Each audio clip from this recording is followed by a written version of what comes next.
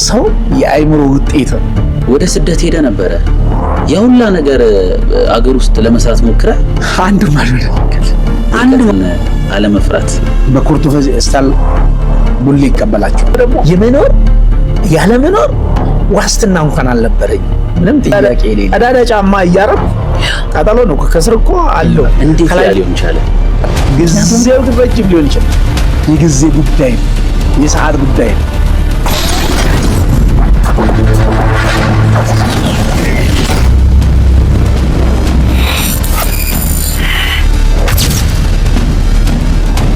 ሰላም ጤና ይስጥልን ምርጥ አድማጭ ተመልካቾቻችን እንዴት ናችሁልን? የምትገኙት በንስር ፊልምና ፕሮሞሽን ተዘጋጅቶ የሚቀርብላችሁ ንስር እይታ ነው። ከወያያ መልቲ ሚዲያ ጋር ተዘጋጅቶ የሚቀርብላችሁ ንስር ስፖርት በተወዳጁ ብስራት ኤፍኤም 101.1 ላይ በቀጥታ ይደርስላችኋል።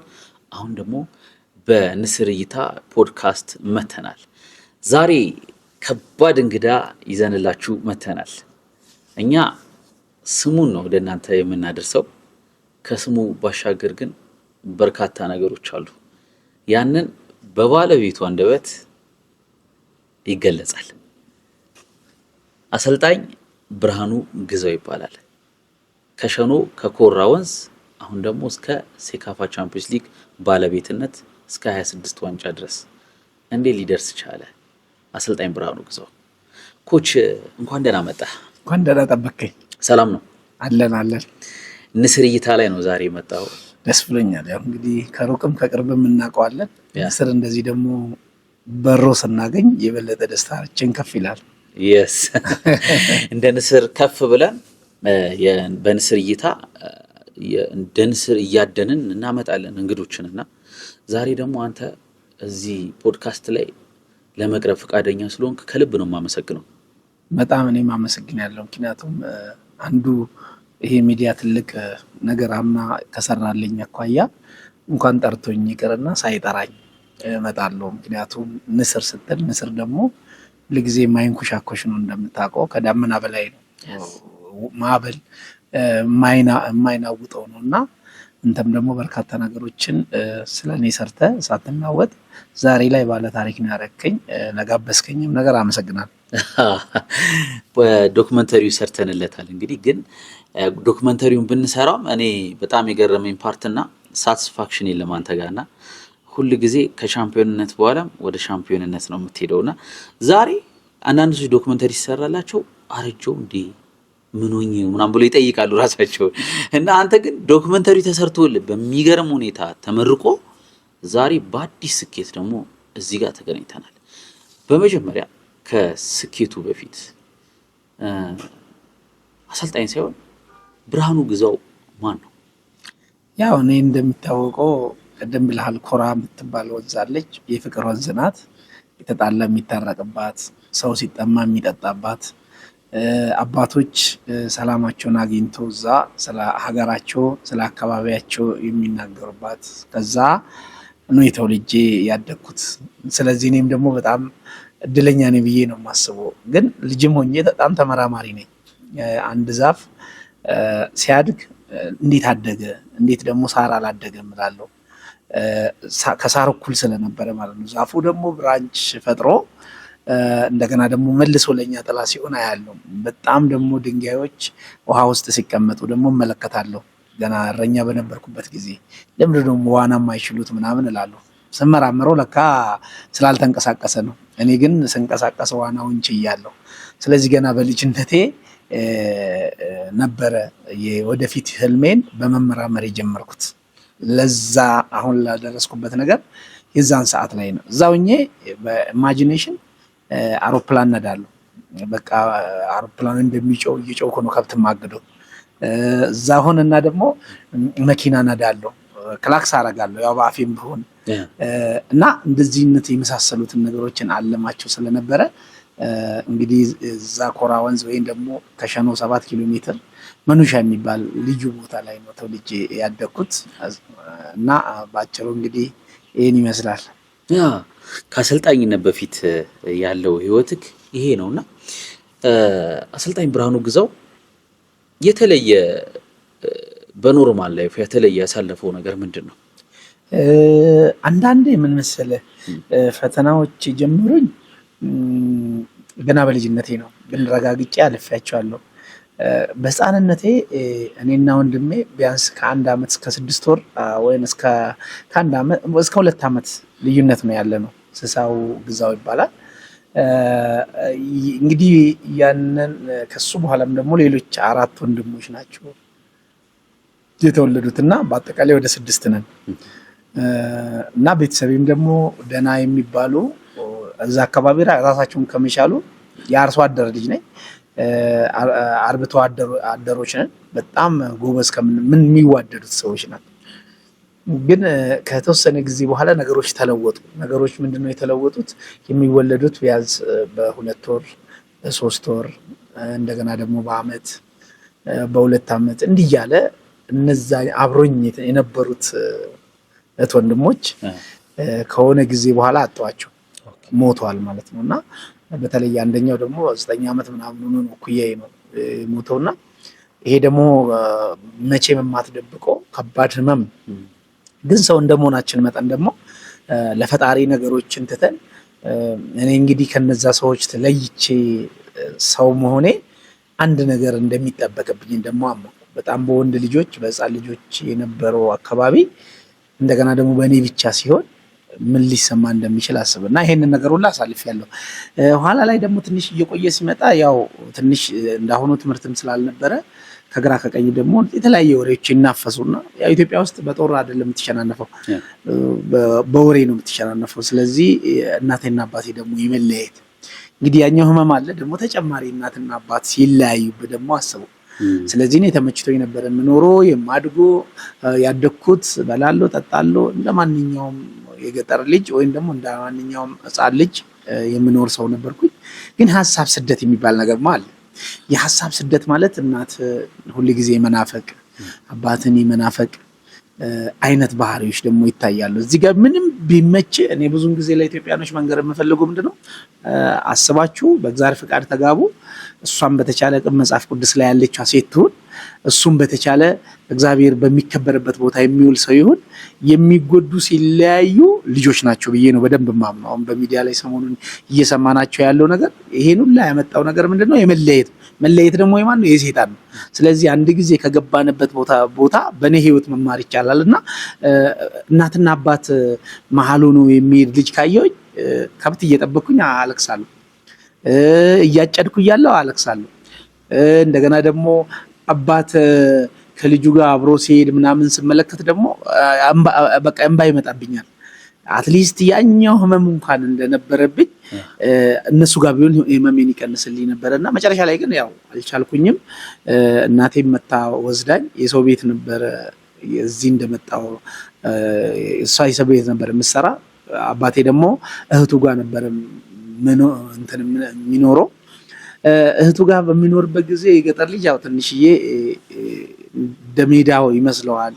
ሁሉ ነገሮች በጣም እንትን እያደረገ የሚሄድ የተስተካከለ ነው ብዬ ነው በደንብ የማስበው። እና የገጠር ልጅ ስትሆን ያው ትረብሻለህ፣ በቃ ተረብሻለህ። አንዱ ከረብሽኩት አንዱ እንደመጣው ወር ሳይሞላ ሬዲዮ ሰብሬያለሁ። አዲስ አበባ እንደመጣሁ ሬዲዮ ሰብሬያለሁ። ሬዲዮ የሰበርኩት ሰውየው ሲያወራ ወይም ደግሞ ሰውየው ሲናገር እንደ ሰውየው ለመናገር ስል ነው የሰበርኩት። ስለዚህ እኔ በቃ በዚህ በኩል ገብቶ ነው ሰው እንደዚህ ድምጽ የምሰማ ምናምን ብዬ ለማውጣት በቃ እንግዲህ ሬዲዮ ውስጥ እንግዲህ ሙሉ አካልን የሚከት መስሎ ማለት ነው። ስለዚህ አክስቴ ደግሞ ስትገባ ደስ አላላትም። ጳውሎስ ነበር የምሰራ የነበረውና ትንሽ ተናደደች በጣም። ምክንያቱም በድርጊቱ ያው በገንዘብ ስትገዛ ስለነበረና ህፃንም ግቢ ውስጥ አልነበረም። እኔ ነበርኩኝ የቄስ ትምህርት ቤት እንድገባ ነበር የተደረኩኝ። ከዛ ይባስ ብሎ ደግሞ የሆነ ብላክ ቴሌቪዥን ነበረ። ብላክ ቴሌቪዥንን ሰብሬ ከኋላ ገብቻለሁ። ሰብሬ ገብቻለሁና አይ በቃ ይሄ ከተማ መኖር አይችልም፣ የከተማ ይረብሻል። ስለዚህ ወደ ገጠር መመለስ አለበት። በጋ ነበር እዚህ ስኖር የነበረው። በክረምት በድግድግ ወደ ገጠር ሄድኩኝ እና በጣም ያሳለፍኩት ጊዜ እንግዲህ አዲስ አበባ የለመደ ሰው ወደ ገጠር ደግሞ በሚሄድበት ጊዜ አስቦና ይሄም ደግሞ ትልቁ ፈታኝ ነው ብዬ ነው በደንብ የማስበው። አው ከገጠር ህይወት ከኮራ ወደ ሸኖ ከሸኖ ደግሞ ወደ አዲስ አበባ ነው የመጣው። በዛ እድሜ የማይታሰብ ነው። ከአንድ ከተወለድክበት አካባቢ ላይ ተነጥለ ለመሄድ እጅግ የሚገብድ ወቅት ነው። በራሱ ወሰነ ነው እንግዲህ እዚህ ድረስ የመጣው በኮንፊደንስ እና እዚህ ከመጣህ በኋላ አዲስ አበባ ከመጣህ በኋላ በርካታ ነገሮች አጋጥመዋል። አንተ በተለይ በጃን ሜዳ የነበረ ህይወት ነበረ። 4 ኪሎ ላይ እንቁላል አዙረሃል፣ ጎዳና ላይ አሳልፈሃል። የተጭበረበርክበት ሞመንት ነበር፣ እሱን ትነግረናለህ። ከዛ ውጪ ወደዚህ ወደ አሰልጣኝነት ህይወት ሳንመጣ በፊት የነበረ ሞመንት ነበርና ያ ሞመንት አማራጭ ማጣት ነው እንደዛ የሚያደርገው አይደለ? መቼስ እንድትፍጨረጨር የሚያደርገ ያንን ጊዜ እንዴት ታስታውሰዋለህ? በጣም ከባድ ነው። እኔ አሁን እግዚአብሔር ይመስገን የትኛውም ቦታ ብሄድ ተቀባይነት አለው። እሱን አላወራውም ብዬ አለማውራት እችላለሁ። ነገር ግን ደግሞ ህሊና ያለው ሰው ነገ ደግሞ ተስፋ የሚቆርጥ ወጣት ስታይ እንደገና ደግሞ ከሀገሩ ሲሰደድ ሲመለከት ስታይ መቼም ይሰማሃል። ሰው እንደገደልክ ነው የምታስበው ነገር። ስለዚህ ወደ ሚዲያ ቫይራል ላይ ወጥቼ እያንዳንዷን ነገሮች የምናገረው ነገር ምንድን ነው? የትኛውም ተራራ የሚያክል ነገር ቢጋረጥብህ ጠንካራ ከሆንክ ማለፍ እንደሚቻል በእኔ እንዲማር እንጂ ዛሬ እንዲህ ነኝ ብዬ በየትኛውም ሚዲያ በየትኛውም ቦታ ላይ እግዚአብሔር ይመስገን ይህንን ነገር ሰጥቶኛል። ነገር ግን ደግሞ ሰው እንዲማር በህይወት ዘመንህ አንድ በር ብቻ ማየት አለብህ ብዬ አላስብም። ግን የትኛው ላይ ስፔሻላይዝድ እንዳረክ ሰክሰስ እንደሆንክ ደግሞ ፓሽን የቱ ጋር እንደሆነ አንተ ወቀው እንጂ ሁሉንም ነገር መነካካቱ በተለይ በእድሜ ታች ባለ እድሜ አይከፋም። እኔ ለምሳሌ ጥሩ ነጋዴ መሆን ነበር የምፈልገው። ቀጥሎ ደግሞ እግር ኳስ ተጫዋች ሳይሆን ቦክሰኛ ነበር መሆን በጣም የምፈልግ የነበረው። ግን በነዛ አይደለም ይቀጥል። በጥሩ ኳስ ተጫዋች ሆኜ ደግሞ ለኢትዮጵያ ብሔራዊ ቡድን ተሰልፌ እና አሊ ረዲን ስሰማቸው ስለነበረ ጥሩ በረኛ ሆኜ ነበር መቀጠል የምፈልግ የነበረው። ግን ያንን ነገር አልሆነም። በዛ ደረጃ ላይ ሰክሰስ አልሆንኩም እና ጥሩ አሰልጣኝ ነው የሆንኩትና ግን ያው ባልፈልገው ኑሮ ይሄን አላገኘውም ነበርና መፈለግን የሚያክል ነገር የለም። የሆነ ነገሮች ዝም ብሎ መምጣት አይችሉም። እነ ሼቱ መለሳውን ሲናገሩ ያሳለፉበትን ህይወት ከትምህርታቸው ጀምሮ ያሉትን የፊት ገጽታቸው ይናገራሉ።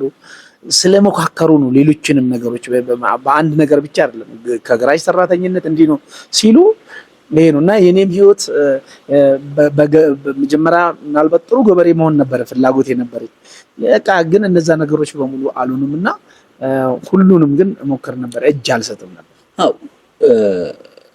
በዛን እንደዛ አይነት ቻሌንጅ እያሳለፍክ እንደዛ አይነት ሙቭመንት እያሳለፍክ በዛን ሰዓት የሆነ ትልቅ ሰው እንደምትሆን የዛኔ ብርሃኑ ነበርክ። አሰልጣኝ ብርሃኑ ግዛው የዛሬው የተከበረው ሰው እንደምትሆን ውስጥ ያቅ ነበር። በመሆናቸው በሚጀምራቸው ነገሮች በሙሉ ከፊት መሆን ደስ ይለኝ ነበር። ለምሳሌ ነጋዴን በነበርኩበት ጊዜ በቃ ከሌላው ነጋዴዎች በበለጠ ከተማውን በጣም ቀውጥ አረጋታለሁ። ሁሉም በየቤቱ እየሄድኩ እሰራለሁ እና ብዙ ነጋዴዎች ይማረሩብኛል። ለምን ቀልጣፋ ስለሆንኩ ማለት ነው። እንደገና ደግሞ በሌሎችም ለምሳሌ አሁን በአርት ውስጥ በነበርኩባቸው ጊዜዎችም በጣም ፈጣን ነኝ። ነገሮች አለመሳካታቸው አይደለም። ወደ አሰልጣኝነት ህይወትም ስመጣ ደግሞ ሰው ላይ ነው የምሰራው፣ ሰው ነው የምትገነባ። እኔ ደግሞ ከሚባለው በላይ ሀገሪቷ ልታፈራቸው ባልቻለችባቸው መንገድ እጄ ነው።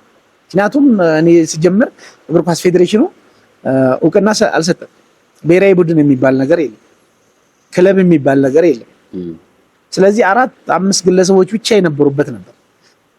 ይሄንን ነገር ደግሞ ማምጣት እንደሚችል ሌላ ሰው ሁሉ ጊዜ በጣም የሚገርም ነገር ጥሩ ደረጃ ላይ ለመድረስ ፈተናን ይፈራል። በህይወት ዘመን ፈተናን ከፈራ ትወድቃለህ።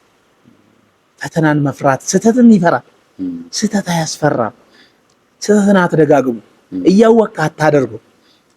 ሌላው ደግሞ በጣም ብዙ ጊዜ ሰዎች ለመለወጥ ሲያስቡ ጊዜን ያጠፋሉ።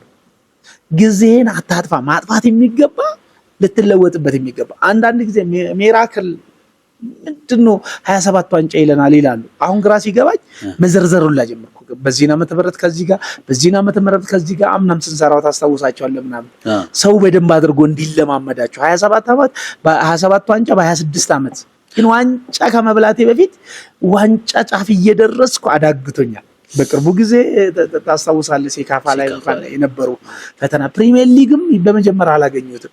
አዲስ አበባ ከፍተኛ ዲቪዥንም አላገኘሁትም። ከብዙ ዓመታት በኋላ ነው። አዲስ አበባ ምርጥ ብቻ ነው ምናልባት በገባውበት ጊዜ ብዙ ውጤታማ የሆንኩት ከ6 የወሰድኩት። እንደው ኮች በጣም ይሄ ስኬት ታሪክ ነው። ያሁላ ቻሌንጅ አልፈ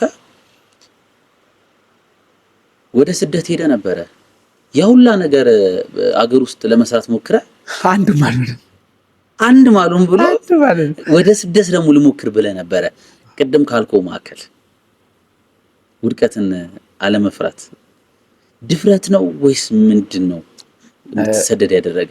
አው ምክንያቱም እነዚህ አሁን የሞቱ ሰዎች ዝም ብለን ቀስቀስ አድርገ ብትጠይቃቸው ምን ነበረ በምድር ላይ ስትኖሩ ያስቸገራችሁ? ፍርሃት ነው የሚሉት። ፍርሃት ነው ሁሉ ነገሮቻችንን በሙሉ ውጦ ያስቀራል፣ ይበላል፣ ማያሳድገን። ሰው ፈልጎ አይፈራም። የሚፈራው የሚያስፈራው ነገር ግን ከፊት ለፊቱ አለ፣ ከኋላ ባንፈራ መፍራት የሚገባን ኃጢአት ቢሆን ክፉ ነገር ቢሆን ምቀኝነት መፍራት የሚገባን ሰውን ምናልባት ምላሳችን 6 ማይል ምናምን ሜትር ከ70 ከ80 ከ90 2 ሜትር የሆነን ሰው ሸርክተን እሱን ነው መፍራት ያለብን፣ መስራትን መፍራት የለብን። ስለዚህ ሁሉ ነገሮችን ሞከርኩኝ። ሀገር ውስጥ ያልሞከርኩት ነገር የለም። በጣም የሚገርም አዲስ አበባ በምኖርበት ጊዜ ምሳ የሚያበላኝ የለም፣ ቁርስ የሚያበላኝ የለም፣ እራት የሚያበላኝ የለም፣ ልብስ አልቆበታል ብሎ የሚገዛልኝ የለም፣ ደብተር የሚገዛልኝ ሰው የለም።